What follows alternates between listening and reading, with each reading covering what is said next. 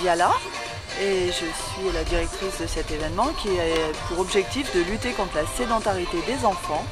Aujourd'hui on est à Épinal, on aura 40 villes au cours de la tournée, on va terminer mi-juillet après 40 villes étapes et là on est à la 13e journée. Donc Épinal est une ville qui a tout de suite adhéré parce qu'elle souhaite faire du sport santé pour les enfants, essayer de les sortir des écrans.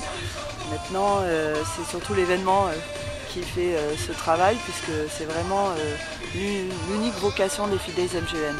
Donc, qu'est-ce qu'on y fait? L'atelier phare, un triathlon. Ça, c'est très important. C'est une discipline qui plaît aux petits. Elle est plus moderne, plus ludique que de faire que de la natation ou que du vélo ou que de la course à pied. J'ai pour habitude de dire que c'est un bon petit piège pour les ramener vers le sport et leur donner l'envie et la fierté de repartir parfait petit triathlète et de poursuivre bien sûr dans cette voie ensuite en faisant en tout cas de l'activité physique. C'est ça l'objectif.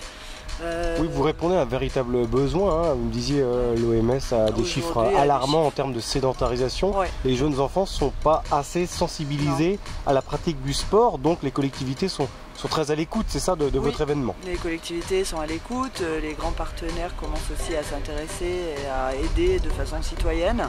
On s'est aperçu qu'il y a 80% d'enfants qui ne font pas assez d'activité physique dans le monde. Aujourd'hui, les chiffres en France, on est quand même 70% de Français à passer 8 heures par jour assis, ce qui n'était pas prévu à la base, hein. La machine humaine est faite pour bouger. Et puis également, ce qui est encore plus peut-être parlant pour certains politiques et nos porte-monnaies, c'est qu'en 2013, c'est les derniers chiffres de l'OMS, on aurait pu économiser 61 milliards de dépenses de santé si on faisait de l'activité physique. Donc aujourd'hui, le message, c'est de dire aux enfants, faites du sport, et aux parents, parce qu'évidemment on est sur des 5-12 ans nous, donc si les parents ne les accompagnent pas, eh bien l'enfant ne fera pas, et c'est dommage parce que quand on lui fait découvrir, il aime beaucoup, et surtout les parents jouent un peu trop la facilité, je les mets devant l'écran, je les mets sur la tablette, comme ça j'ai la paix, et ça c'est pas bien du tout. 30% des jeunes sont en situation d'obésité? Oui, aujourd'hui on se retrouve avec 30% en surpoids important. Aussi, ils ne savent pas nager, ne savent pas faire de vélo. Il y a un vrai recul, donc oui, c'est alarmant. C'est alarmant. Et alors nous, on ne prétend pas remplacer tout, on prétend être une journée qui les marque, qui est leur événement aux 5-12 ans. C'est pas le parent pauvre d'un événement de grand, c'est l'événement des 5-12 ans et qu'ils retiennent. Et il y a des déclics, on a des bons retours, des enfants qui ont changé d'attitude derrière ça. Et puis surtout, je crois que le fait que leurs parents les regardent, ça c'est important aussi, pour reprendre confiance en eux. Ils ont besoin que papa, maman, de temps en temps, fasse un truc avec eux. C'est pour ça qu'on a ces fins de journée qu'on appelle nos relais du cœur, où l'enfant va nager 20 mètres, les parents courir 1 km. Ça reste quand même très accessible par tout le monde, on peut même le faire en tatane, hein. L'objectif c'est de faire quelque chose avec son enfant et qu'il soit trop heureux d'avoir passé ce moment avec son parent. Voilà, c'est ça l'objectif des filles des MGN. Ça les valorise forcément. La finale était à Narbonne l'année dernière. Pour 2019, où se déroule-t-elle? Alors la finale cette année c'est à la Salvetat-sur-Agout, hein, une petite ville du Haut-Languedoc, non loin de Béziers et de Castres. Et pourquoi? Parce qu'on est vraiment tombé amoureux de ce site. C'est un endroit qu'on a découvert un peu, parce qu'on est en partenariat avec l'eau à petite bulle. Mais après l'avoir découvert, comme on est triathlète, on a trouvé que c'était un spot de triathlon merveilleux. L'eau du lac est pure et chaude, il n'y a pas de voiture, c'est vraiment un endroit charmant.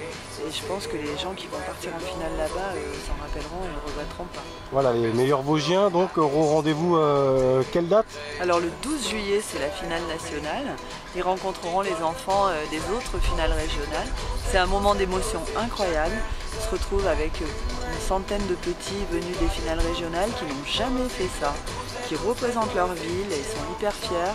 Et il y a des belles histoires qui se créent à la suite de cette finale. Pour conclure, il y a une vraie liste d'attente pour accueillir votre journée.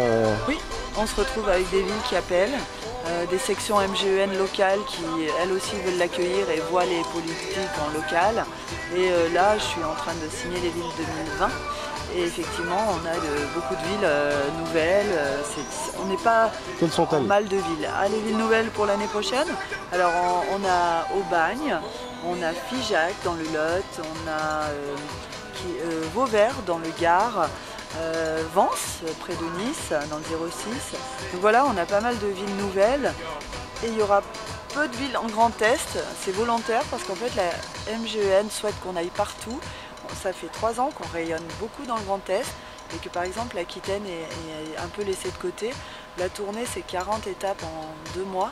Il y a forcément une intelligence de logistique à respecter et on ne peut pas non plus faire 40 étapes de partout en France chaque année. Donc chaque année on laisse de côté une grande région. Comme le Grand Est a été très privilégié depuis maintenant 3 ans. Il y a eu Colmar et Mulhouse cette année notamment. Oui, cette année Colmar, Mulhouse, Sarreguemines, Épernay, Charleville-Mézières. Donc l'année d'avant aussi on avait fait déjà Nancy, Charleville à nouveau, on avait fait la finale. Voilà, donc du coup la MGEN nous a un petit peu soufflé dans l'oreille en nous disant il faudrait un peu aussi faire plaisir aux gens de l'Aquitaine qui n'a pas eu d'étape encore. Donc sans doute que le Grand Est sera peut-être, il restera 1 ou 2 étapes mais pas plus en Grand Est en 2020. Pour y revenir encore mieux dans 2 ans parce qu'on aime beaucoup venir par ici aussi.